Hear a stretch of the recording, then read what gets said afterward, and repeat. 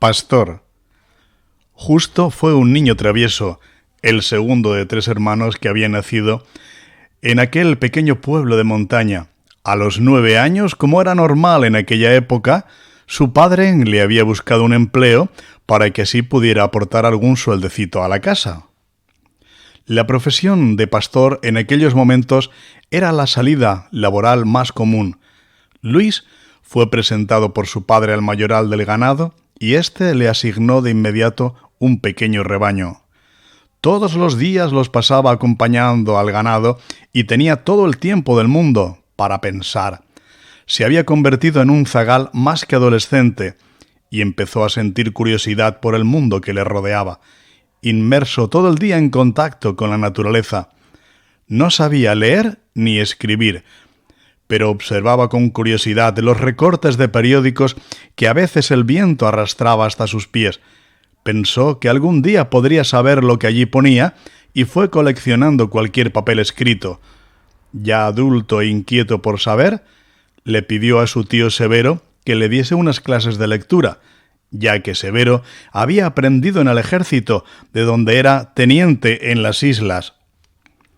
La vida en el campo seguía llenando de sabiduría a Justo, que cada vez sentía más curiosidad, y un día se cruzó en su camino una bella señorita montada en un corcel blanco con pelo largo y figura esbelta y estilosa, con ropa de amazona. No tardaron mucho en tener una relación totalmente normal y crear una gran familia. El deseo de Justo era tener un hijo varón, pero la suerte no estaba de cara y sus 3 primeros intentos fueron fallidos. 3 preciosas chicas que les hacían ser los más felices del mundo. Pero un nuevo intento colmaría sus deseos y nació Lucas, un niño grande y grueso, sonriente desde el día que conoció el mundo. Las circunstancias políticas hicieron que la pareja tomara una difícil decisión: cambiar la vida apacible en el campo, rodeados de pura naturaleza, por emigrar a la ciudad para empezar de nuevo. Los tiempos eran muy difíciles y su economía no les permitía muchos movimientos. Decidieron vender todo lo que poseían para poder sufragar los gastos del camión que los llevaría a aquel pueblo. El cerdo que habían criado les salvaría la situación. Al llegar al nuevo pueblo y después de visitar alguna familia que antes habían hecho lo mismo, el único trabajo lo encontrarían como jornaleros en el campo. No había tiempo que esperar y los dos empezaron a trabajar. La hermosa amazona, acostumbrada a una comodísima vida señorial, tuvo que cambiar y ataviarse con pantalones de pana marrón y sombrero de paja para que el sol no le quemara su esplendoroso rostro. Los años fueron pasando y los hijos, esta vez sí, sabían leer y escribir y entraron en la escuela. Justo se había convertido en padre de familia numerosa, puesto que aún tuvo otra hija, el juguete de sus hermanas. Pese que Justo no gozaba de una esmerada preparación, se preocupó personalmente de seguir al estado de la educación y de su hijo, ir informándose personalmente de quién eran sus profesores y qué necesidades tenía la escuela a la que iban sus hijos. Su hijo, aunque no muy inteligente, pero muy buena persona, era muy considerado con los profesores y por los compañeros, y Justo se quiso implicar en forma de compromiso y en poco tiempo intentó fundar junto a un grupo de padres los cuales intentaría inculcarles que participasen en la educación de la escuela. Para el mundo fue una idea fantástica. Para todo el mundo fue una idea fantástica y se involucró de lleno en el proyecto, apoyado siempre por personajes ilustres que se ocuparían de la administración de la nueva asociación de padres de alumnos. En aquel tiempo, los colegios carecían de muchísimos medios para lograr una educación un poco aceptable, y él empezó a intentar conseguir todo lo posible para facilitar a los profesores realizar su trabajo con más medios. Una de las primeras cosas que conseguiría sería dotar al centro escolar con material deportivo, ya que su hijo siempre le había dicho que no hacía nada de deporte y en poco tiempo había cambiado el estilo del centro. El siguiente paso sería comunicar a todos los padres la existencia de la organización y para eso consiguió subvenciones para poder comprar una máquina multicopista para editar una revista que haría llegar a todos. Sus hijos se hicieron mayores y abandonaron el colegio, pero él continuó dedicándose de pleno a la nueva actividad que cada vez sería más fuerte. Pasados unos años y sin abandonar su trabajo, le ofrecieron formar parte del grupo que gobernaba en su ciudad y ocupó el cargo edil de Educación y Cultura. Aquel pastor que no sabía leer se había convertido en un ejemplo de superación. No tardó en ganarse la admiración de todos los consejeros escolares, ya que todos tenían muchas necesidades y vieron en él el camino para conseguir sus propuestas. Fue nombrado presidente honorario de todos los consejos, que le pedían opinión para realizar cualquier actividad. Ya muy mayor, pero con admirable dedicación, se había convertido en un señor respetado y sus amigos decidieron dedicarle una semana cultural en la que él mismo participaría como protagonista en una obra teatral. Todos los que habían conocido, incluyendo el ayuntamiento de su ciudad, decidieron ponerle su nombre a una calle en su honor, calle del edil Justo Calleja. Justo situada de camino al último instituto que él había conseguido se constituyese. Falleció a los 78 años, tuvo un funeral apoteósico y su hijo mandó poner en su lápida una frase que resumiría y recordaría su andadura. Aquí yace un hombre que amó donde nació y luchó por donde vivió. Pero ahora esos astros que han mandado el recuerdo de que el mismo día de hace ya 17 años que nos dejó aquel pastor que amó donde nació y luchó por donde vivió. Peter.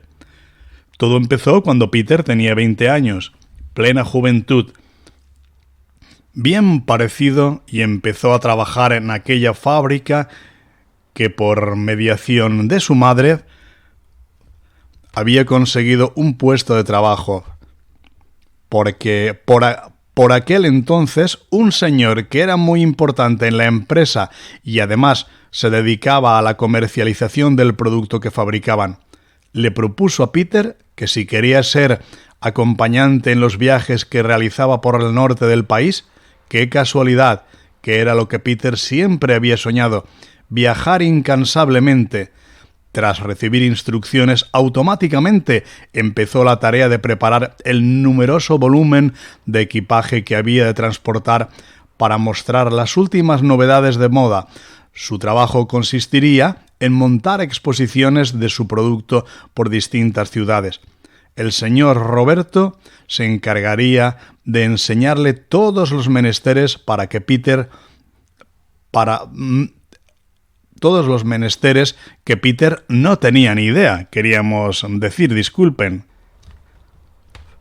El primer viaje a la ciudad de Zaragoza, Peter tuvo que ir en tren, ya que el señor Roberto había salido unos días antes.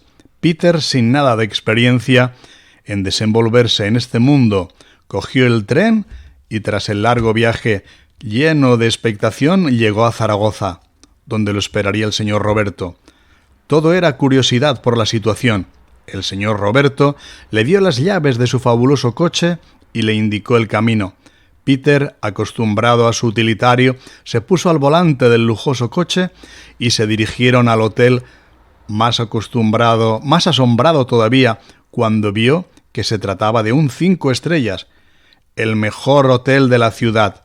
El señor Roberto lo inscribió como señor Peter y se sorprendió del trato que recibió del personal. Un poco acongojado, entró en un enorme salón situado en el último piso del edificio donde estaba la exposición. con una mesa escritorio con libros de pedidos, bombones y una botella de champán francés, y una cesta llena de fruta. Todo cortesía del hotel por su llegada. Pasaron una semana completa en la primera ciudad y recibieron multitud de clientes que afortunadamente los surtieron de pedidos importantes, pero entre ellos había un cliente VIP. Tenía un gran comercio en el centro de la ciudad y él personalmente se encargaba de dirigir la tienda. Tenía una encargada que le acosaba insistentemente y parecía querer mantener relaciones serias con él. 2 años después se casarían, siendo una pareja peculiar y que fue noticia en los roles del comercio, ya que ambos ya estaban entrados en años, eran además de clientes del señor amigos, dado que su relación venía de muchos años atrás.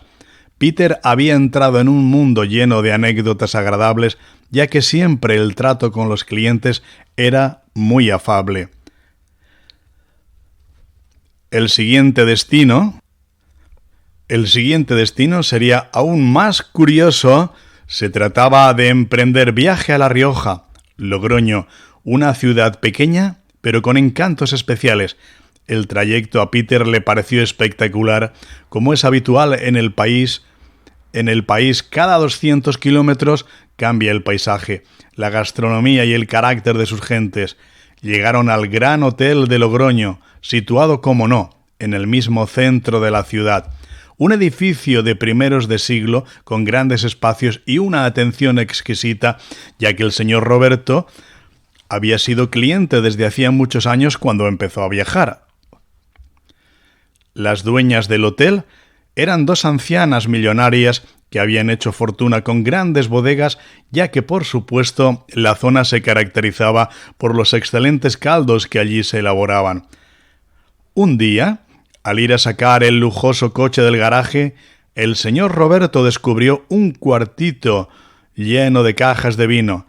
Fue un gran descubrimiento. Se trataba de botellas abandonadas desde 1937. Una golosina, cualquier amante de la gastronomía como era el señor Roberto. Automáticamente, el señor Roberto se puso en contacto con su querido amigo de Zaragoza, que también tenía gustos especiales.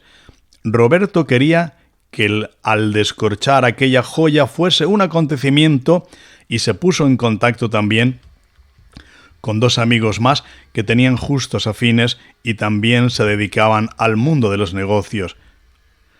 Uno procedía de Burgos, que se encargaría de proporcionar una excelente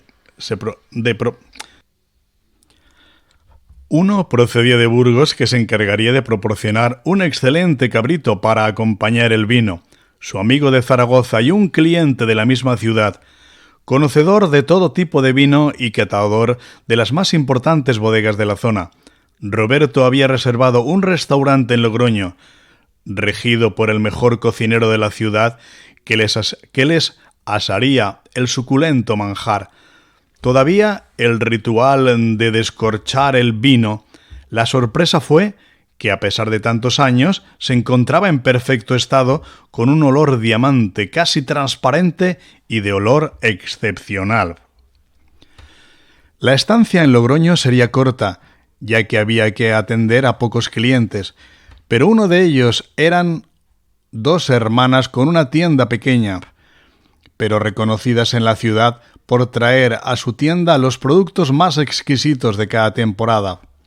El pedido, señor Roberto, sería sin duda de los más importantes del largo viaje que les quedaba por realizar. Peter, con su juventud, cayó de maravilla a los amigos del señor Roberto y muchos años más tarde influirían en la vida económica del muchacho. También en Logroño había un cliente VIP, 2 hermanas que tenían un comercio en el corazón de la ciudad y que se esmeraban en que el pedido de Roberto fuese el más importante de la temporada. El señor Roberto, como no quiso agasajar la ocasión, llevándolas al mejor restaurante. Esta vez sería delicatessen con estrellas Michelin incluidas. con la bodega más espectacular que puede existir en un lugar tan especial, y lo amante que era el señor Roberto de la buena mesa, Peter no podía nada más que sorprenderse del lujo y la atención del lugar. Más tarde Peter ya había aprendido a traducir las notas que Roberto iba tomando sobre la marcha y pasarlas al complicado libro de pedidos, el cual parecía un jeroglífico, que en la fábrica debían entender para pasarlo al departamento informático.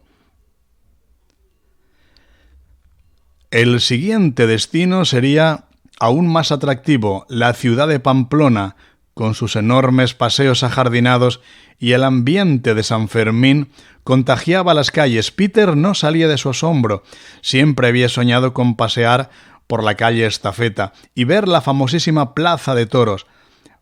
Para no ser menos, esta vez se alojarían en el hotel espectacular, dotado de todos los servicios de spa que el spa puede ofrecer: peluquería, piscina, biblioteca y salón de masajes, dispuesto para que Peter lo disfrutara al acabar la jornada.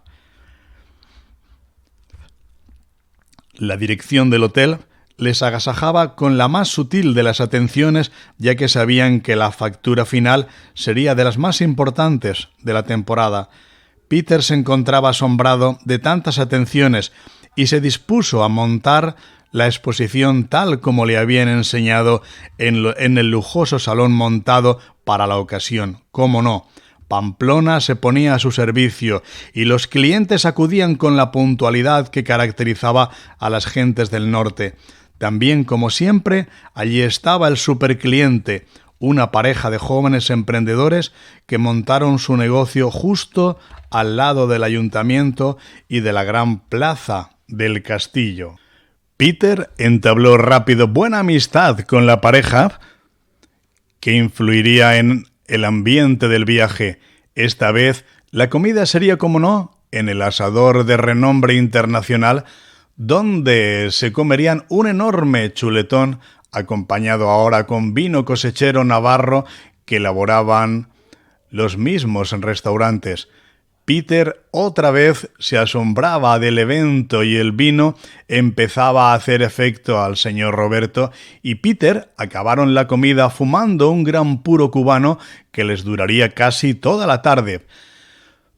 Se dirigieron a la Plaza de Toros y cogieron 2 entradas en un palco justo debajo de la presidencia, donde podían ver la corrida excelentemente. Sorprendentemente, por megafonía, anunciaron que antes de empezar las corridas se iba a celebrar un acto de homenaje a los toreros que habían triunfado en la plaza en los últimos 20 años. Curiosamente, el amigo del señor Roberto de Burgos se encontraba entre las figuras homenajeadas, ya que había tenido varias tardes de éxito, acompañado con los matadores más famosos de aquellos tiempos. Peter, que ya se había convertido en el lazarillo del señor Roberto y ya conocía la figura, bajó a saludarlo y los dos se llenaron de gran alegría. Y de nuevo, cómo no, encontrándose ambos lejos de casa, aprovecharon la ocasión para disfrutar del encuentro y esta vez cenar en algún sitio de manjares y disfrutar del espectáculo que ofrecen las barras de bar. Con aperitivos de consumo gastronómico y degustar los maravillosos vinos rosados de la tierra, pasadas unas horas, se despidieron emocionalmente y el burgalés se marchó ya un poco tarde en su coche de torero, un Volvo espectacular que llamaba la atención. Para poner colofón a la noche, el señor Roberto, que era un poco aficionado al juego, despidió a Peter y se metió en el bingo que había en el mismo hotel. La jugada debió salirle bien, ya que a la mañana siguiente Peter se llevó la sorpresa de encontrarse en la mesita de noche unos cuantos billetes de 5.000 que le había dejado el señor Roberto. Ya le había cogido cariño. El largo viaje continuaba y el siguiente destino era la fascinante ciudad de San Sebastián. Como siempre, Peter se estaba acostumbrando a estar en hoteles maravillosos y el hotel de la Costa Vasca no podía ser menos, situado en un monte estratégico a menos de 1 kilómetro de la magnífica playa de la Concha, donde el Cantábrico deja las espectaculares mareas que hacían que la playa se convirtiera en una inmensa planicie de arena con paisaje estremecedor, con deportistas con sus tablas de surf, esperando la ola que el mar les traería. El casco urbano quedaba un poco retirado, lo que hizo que Peter aprendiese el camino perfectamente y cruzando el Nervión entraran en la ciudad. El señor Roberto se había ataviado con traje y corbata, ya que San Sebastián se merece lucir las mejores galas, que es sin duda el lugar donde la gente se preocupa por la elegancia con rutina diaria. Para tan solo pasear casi afrancesada y espectacular por donde todos los rincones con edificios coloniales a lo largo de la playa y un especial estilo. Para no ser menos, el señor Roberto conocía un modisto famoso y saludándolo afablemente le presentó a Peter, pidiéndole le confeccionara un equipamiento de ropa completo. Peter no salía de su asombro. Jamás en la vida se había visto tan elegante y moderno, ya listos para el trabajo, y como ya era habitual, la visita a los clientes les hacía sentirse familiarizados con la ciudad, con negocios de exclusivas marcas luciendo en escaparates que hacían aún más atractiva la ya espectacular urbe. Como no podía ser menos, para un gastrónomo suponía el paraíso encontrársele rodeado de multitud de restaurantes con manjares a nivel internacional. Solo era cuestión de elegir y el señor Roberto lo tenía ya muy claro. Le pidió a Peter que lo llevara a Zarauz, donde conocía el lugar perfecto para degustar un magnífico besugo a la espalda, que en el restaurante hacían casi como un espectáculo de la barbacoa instalada en la puerta, con un cocinero elegantemente vestido para la ocasión. Por supuesto, Peter no salía de su asombro, ya que todo parecía una película y nunca había ni siquiera probado tan exquisito manjar. De vuelta al hotel, su trabajo, como siempre, sería montar la exposición, esta vez en la suite del 3er piso del lujoso hotel. Los huéspedes que allí se alojaban eran famosos personajes del mundo del cine, ya que en la ciudad se celebraba el famoso Festival de San Sebastián y Peter solía coincidir en el ascensor con afamados actores y actrices internacionales. También tenía como compañero de habitación al jugador de básquet Tachenko, que con sus 2 metros y 30 centímetros casi no podía acomodarse para subir, ya que tenía que bajar la cabeza para no lastimarse con el techo. Sus proporciones eran tan espectaculares, pies gigantescos, manos monstruosas y la cara y la cabeza con rasgos soviéticos, más parecido al Frankenstein que a Robert Redford. En el mismo piso, también como vecino, se encontraba alojado un equipo de fútbol de primera división que esa semana jugaba con el Club Atlético de San Sebastián. En fin, Peter se codeaba con gente famosa y contaba a su familia con entusiasmo lo que le estaba sucediendo. Esta vez el supercliente sería un joven comerciante heredero de un negocio que su familia había fundado muchos años atrás. Luis María, que así se llamaba, era valiente y atrevido, y a los artículos que le presentaban le encajaban perfectamente, ya que su tienda era la más exclusiva de la ciudad y contaba con una clientela selecta y muchos clientes franceses que pasaban la frontera de Irún para hacer sus compras en España, donde los precios, aun siendo caros, aún eran más baratos que en Francia. Los días en San Sebastián eran para Peter toda una diversión y un entretenimiento, y poco a poco se iba acostumbrando a una vida de lujo que, aunque trabajando como lazarillo del señor Roberto, no hubiese podido ni imaginar. El punto y final de su estancia fue para Peter sorprendente. El señor Roberto lo llevó al Gran Casino de San Sebastián, situado junto a la Concha, en los bajos del hotel de 5 estrellas del centro. Peter no disponía de dinero para jugar a nada, y en principio fue aburrimiento. Lo único atractivo era que en el lujoso casino se encontraban numerosa gente famosa a los que el juego les suele fascinar: cantantes, deportistas, actores y actrices. El señor Roberto llamó a Peter y, sin mediar palabra, le entregó 5.000 pesetas, y Peter entró en el mundo del juego por primera vez.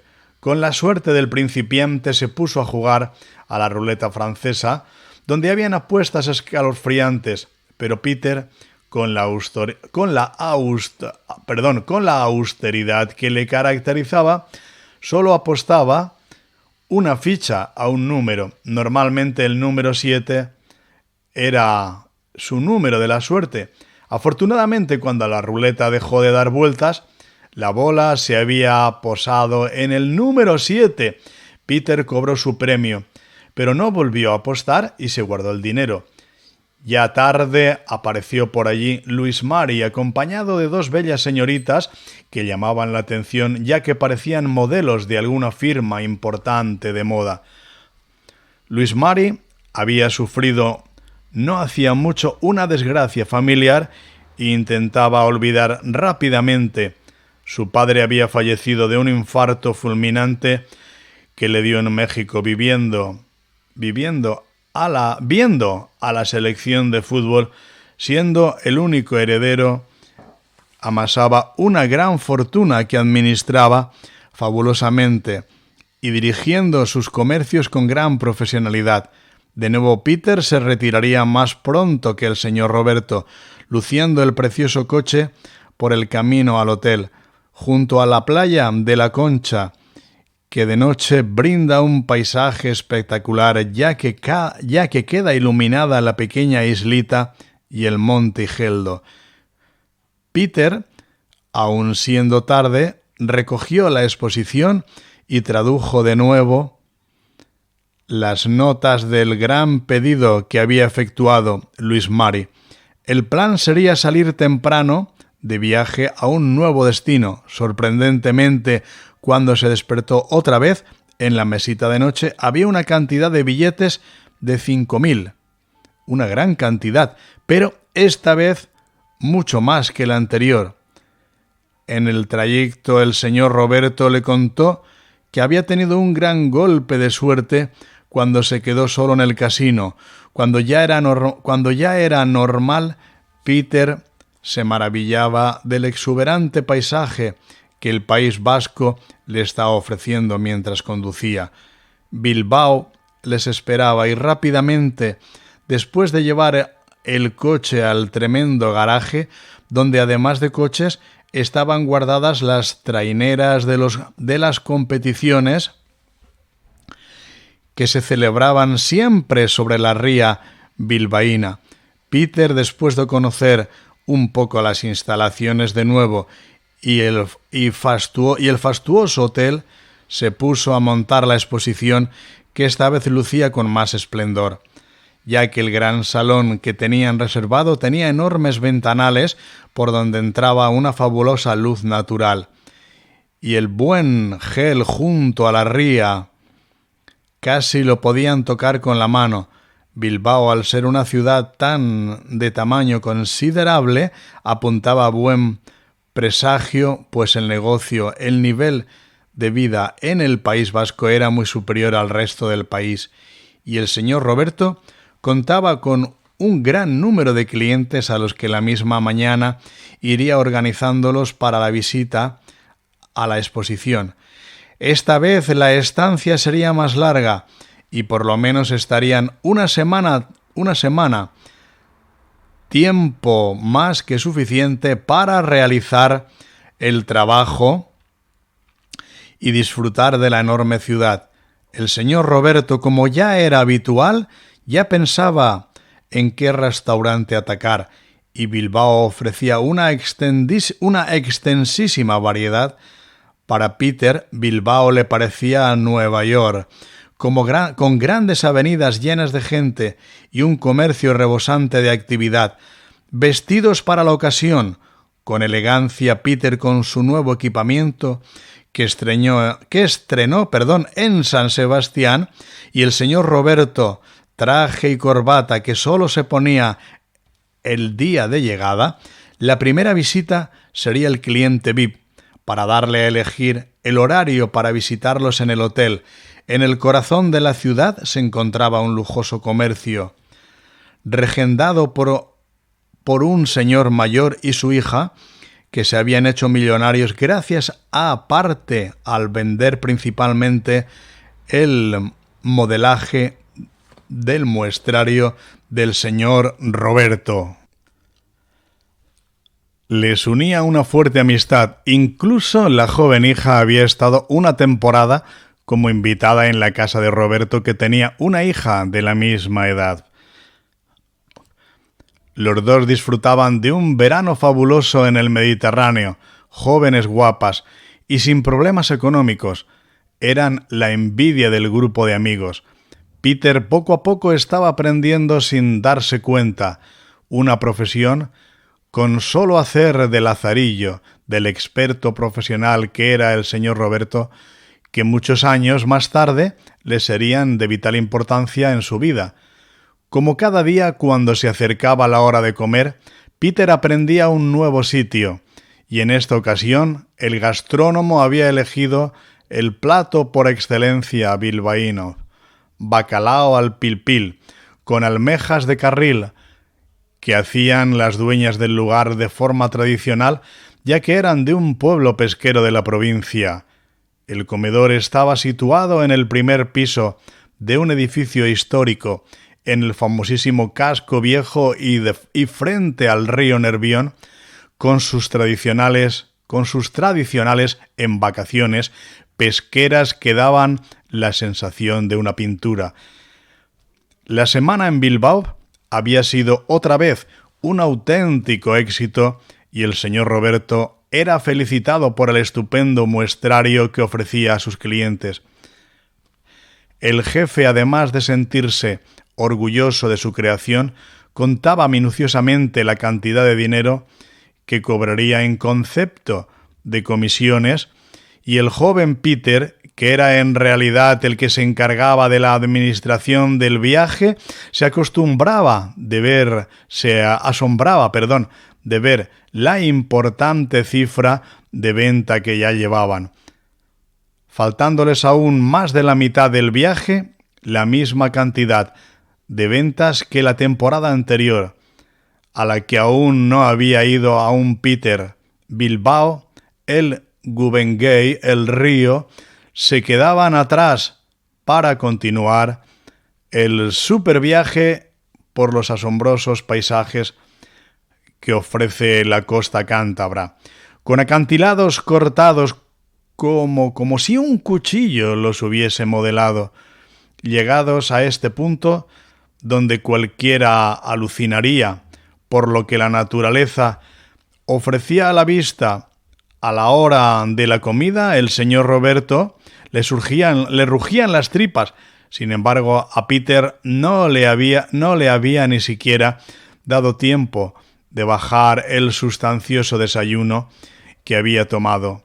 Le mandó parar en el próximo pueblo, San Vicente de la Barquera, esplendoroso lugar de arquitectura romántica, con un puente sobre la enorme ría que, al estar en marea baja, dejaba las barcas de pescadores sobre la arena, para cualquier pintor hubiera sido un lugar perfecto para plasmarlo en su lienzo.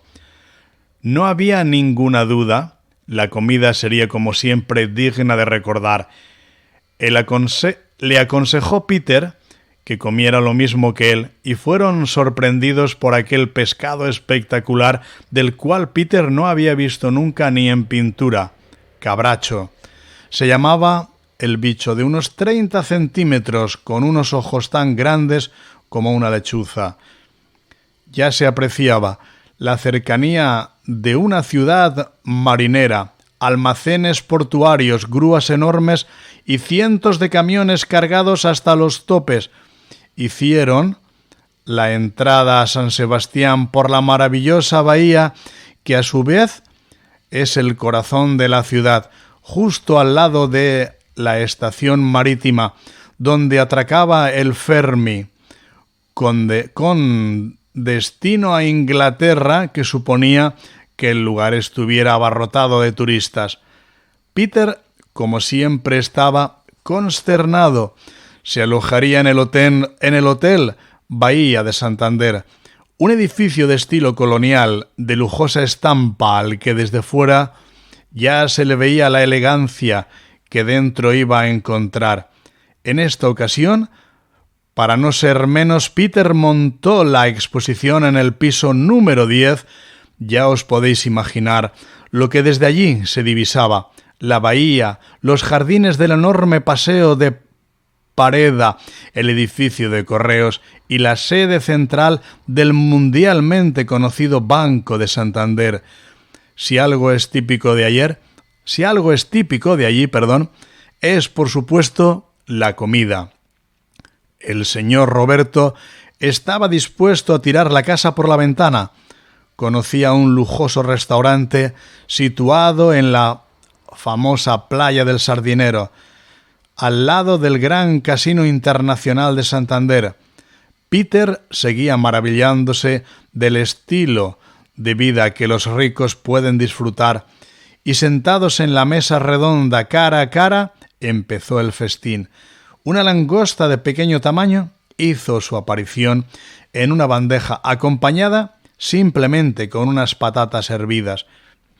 De camino, el señor Roberto había descubierto, por sorpresa, un viejo ultramarino que anunciaba un vino Rioja de 1970 a un precio irrisorio para ser de lo que se trataba. El dueño de la tienda ni sabía que aquello era una auténtica joya, ya que cualquier gastrónomo sabe que esa cosecha estaba considerada como lo mejor del siglo. Entró en el Ultramarinos y compró todo el que tuviesen, ya que él, como experto, sí que sabía lo que tenía delante de sus ojos. Mandó que el vino lo hicieran a la fábrica, donde ya estaban avisados del acontecimiento. De nuevo en el hotel, Peter ya estaba cogiendo experiencia y montaba la exposición sin ningún esfuerzo. Además, esta vez le quedaría espectacular. El local reunía todas las condiciones como para haber expuesto una colección de Dalí. El dueño del hotel era ni más ni menos que el presidente y mayor accionista del famoso Banco de Santander. Un día, y por sorpresa, se presentaron dentro del salón. El presidente, acompañado por su esposa y otra pareja. Se trataba del famoso jugador de golf Severiano Ballesteros, que también es de Santander, y lo acompañaba a su esposa, todos ellos custodiados por corpulentos guardaespaldas que hacían guardia a la puerta de la exposición. Quería obsequiar a sus respectivas con uno de los modelos del muestrario, nunca mejor ocasión para él, ya exclusivo modelaje del señor Roberto, que se había preparado desde el comienzo del viaje con unos cuantos ejemplares para los compromisos. Además, quedó sumamente satisfecho porque Las dos señoras eran hábiles tertulianas en programas de la televisión autonómica y le habían prometido lucir sus artículos en la próxima entrevista. Con el viaje ya casi en la mitad, Peter se había convertido en un experto y se sentía útil realizando las labores de lazarillo. Al hotel llegaron compañeros, amigos y competencia del señor Roberto, que harían más amenas las salidas por la ciudad. Ambos compartían casi los mismos clientes. Una noche Peter, después de la cena, se animó a salir de fiesta con uno de los amigos que tenía más o menos su misma edad y los hijos e hijas de algunos de los clientes VIP. El ambiente en Santander por la noche es sumamente divertido y la visita de los locales de copas y la juventud iba tomando el mando de la fiesta. Ya con unos cócteles de más, había que regresar al hotel. Su amigo Rafa y él, con el coche del señor Roberto, se metieron por los jardines del paseo como si de un área de servicios se tratara. Por diversión y contentos como estaban, pararon junto a la enorme fuente del parque, donde un puñado de patos nadaba tranquilamente y Rafa, haciéndose el gracioso, cogió uno de ellos y lo metió en una bolsa. Ahora el dilema era qué hacer con el animalito. Rafa, al entrar al hotel, disimuló portar un regalo para que nadie pudiera decirles nada y subió el pato a su habitación y, llenando la bañera hasta arriba, metió el ave dentro. A la mañana siguiente, la resaca considerable y el servicio de habitaciones se dispuso a efectuar la habitual limpieza. ¿Cuál sería la sorpresa cuando se encontraron nada menos que aquel ejemplar y la bañera llena de plumas y excrementos? Rafa disimuladamente, de nuevo, volvió a meterlo en la bolsa y, sin que nadie pudiera verlo, devolvió el pato al embalse. Cuando creían que nadie se había enterado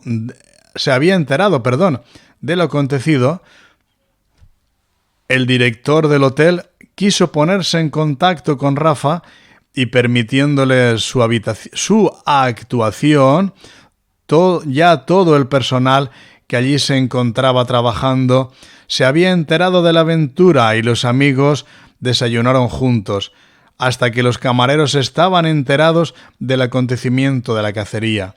Como ya era habitual en Santander, también existía el VIP de turno. Con supercomercio en el mismo centro de la ciudad y empresario diseñador de moda al que el muestrario le encajaba inexplicablemente, ya que no solía tener nada en su tienda que no hubiera diseñado él mismo. De nuevo Peter se disponía a realizar el trabajo duro y recoger la exposición y, cómo no, poniendo los complicados pedidos en orden. Otra vez las ventas habían sido de cifras espectaculares y el señor Roberto no podía estar más satisfecho de lo que aseguraba ser el viaje que batiría récord en los años que llevaba viajando. El próximo destino sería aún más alucinante.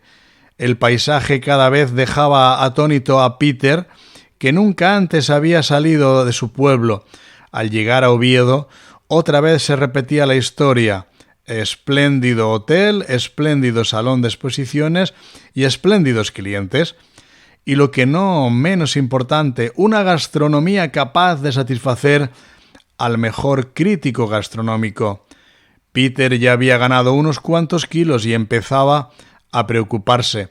El volumen que su abdomen había adquirido, pero era inevitable ponerse a comer delante del señor Roberto y poder reprimirse de comer una extraordinaria fabada, servida como es de costumbre en Asturias, en una sopera, de donde podían comer por lo menos 8 comensales. Con aquel menú no cabía ya pedir nada más. Mientras comían, un escanciado de sidra profesional les servía, el típico culín, ya poco sorprender al muchacho, pero el señor Roberto no reparaba en gastos a la hora de sentarse en una mesa, no tenía freno. El pescado del Cantábrico les podía ofrecer una variedad inimaginable en cualquier otro lugar y tras algunas visitas de clientes a la exposición, se empezó a fraguar lo que sería una de las comidas más importantes del viaje. Se trataba de fletar una sidrería con cocinero incluido. Peter recibió la orden de coger el coche y sin apenas conocer la zona debía dirigirse a la gran lonja de pescado de Avilés, donde el gentío era tal que disparaba su atención. Le habían encargado la compra de un gran surtido de ejemplares, advirtiéndole de que no importaba el precio. Se dejó aconsejar por los pescadores que estaban en ese momento descargando sus barcas de espectaculares pescados y mariscos.